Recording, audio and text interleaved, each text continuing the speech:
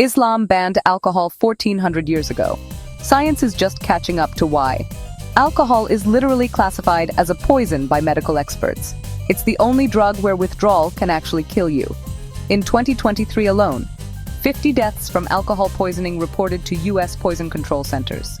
Over 2.6 million deaths worldwide linked to alcohol use.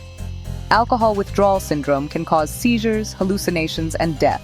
It's called delirium tremens, and it's fatal in untreated cases. The alcohol industry produces 1.5 gigatons of CO2 annually, equivalent to 276 million cars. It destroys prime farmland and wastes 870 liters of water per liter of wine. 80% of men who abuse partners were drinking. Alcohol is involved in 24% of domestic violence incidents. The numbers don't lie.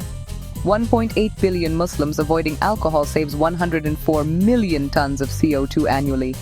That's like taking 22 million cars off the road forever.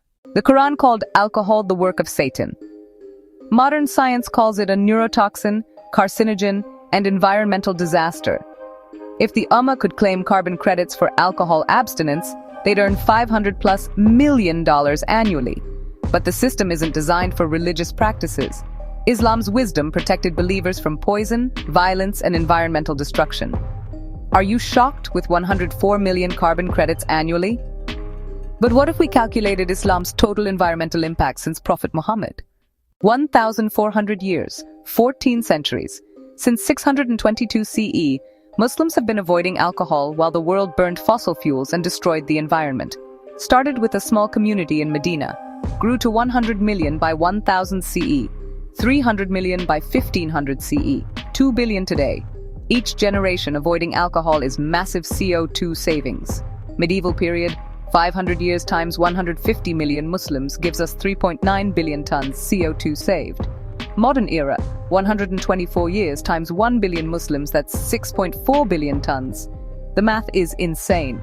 Total, 19.1 billion carbon credits over 1,400 years. Current value, nearly $1 trillion. That's more than most countries' entire GDP.